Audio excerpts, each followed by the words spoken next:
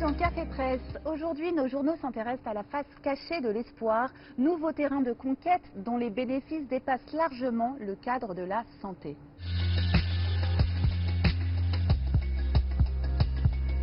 De bonnes nouvelles selon le Parisien, des raisons d'espérer pour la Provence. Aujourd'hui, on se réveille avec un peu d'espoir.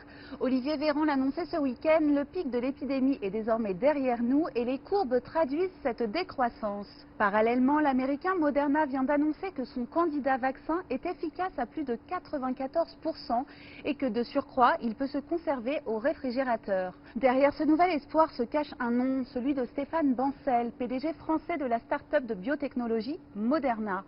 C'est lui qui avait promis un vaccin à Donald Trump le 2 mars dernier à la Maison-Blanche. Comme le rapporte Vanity Fair qui a enquêté sur le sujet, début juin, la presse anglo-saxonne s'interrogeait. Comment ce Bancel pouvait-il être aussi sûr de lui alors que sa biotech n'avait pas encore sorti un seul médicament? Et pourquoi avait-il vendu 400 000 actions et empoché 13 millions de dollars au cœur de la crise? Alors Bancel, homme providentiel ou mystificateur? Il se sent investi d'une mission. S'il ne s'était pas lancé dans cette course, il n'aurait pas pu se regarder dans une glace, confie son frère Christophe au Figaro. Mais dans le sillon de ce nouvel homme providentiel, on pointe également des méthodes brutales. Quand il a fixé sa feuille de route, il est comme un sanglier. Rien ne l'arrête. C'est sa force. Mais quand un sanglier fonce, vous avez intérêt à vous écarter, raconte Alain Mérieux, son ancien patron et fondateur de Biomérieux. Stéphane Bancel assume cette façon de manager ses équipes. Nous sommes en train de créer une nouvelle catégorie de médicaments pour améliorer la vie des patients. Chaque jour compte. Le temps, ce sont des vies sauvées et aussi de l'argent. Lundi, Moderna valait 38,3 milliards de dollars en bourse, faisant de Stéphane Bancel un heureux milliardaire de 47 ans. L'espoir, un bon filon, et les politiques ont bien compris eux aussi que la conquête de nouveaux électeurs dépendrait de leur capacité à leur vendre de l'espoir. De Mélenchon à Le Pen, ils sont convaincus que pour convaincre à leur tour, il faut souffler un vent de positivité. Nous sommes pour. Voilà comment le candidat contestataire Mélenchon a baptisé sa nouvelle plateforme numérique. Chez les Républicains, fini l'austérité à la Fillon. Même son cloche au Rassemblement national qui cherche la traduction française du Make America Great Again. C'est ce qu'Emmanuel Macron avait tenté de faire avec la naissance d'En Marche avant de trébucher quelques mois plus tard.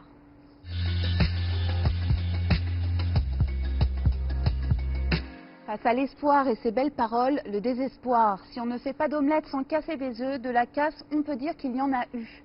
Chez les petits commerçants notamment, dont le Figaro rapporte la détresse, victime d'une crise sanitaire qui s'est transformée pour eux en une crise économique. Tout montre que le virus ne circule pas dans nos commerces. On voit les gens dans les grandes surfaces et cela nous humilie, déplore Marc, marchand de chaussures qui laisse éclater sa colère dans les colonnes du Figaro. Également touchés par ce deuxième confinement, les géants de la distribution. Suite à la fermeture des rayons dits non essentiels dans les grandes surfaces, leur fréquentation a baissé de 26%. Pour le quotidien libéral L'Opinion, l'État est devenu la victime ubuesque de l'épidémie de Covid, la fermeture de rayons ayant obligé le gouvernement à indemniser les commerçants privés de revenus et à réactiver le régime du chômage partiel pour leurs employés dont le salaire est à nouveau comme nationalisé. Un échec de plus pour le gouvernement qui s'ajoute à une liste déjà bien longue.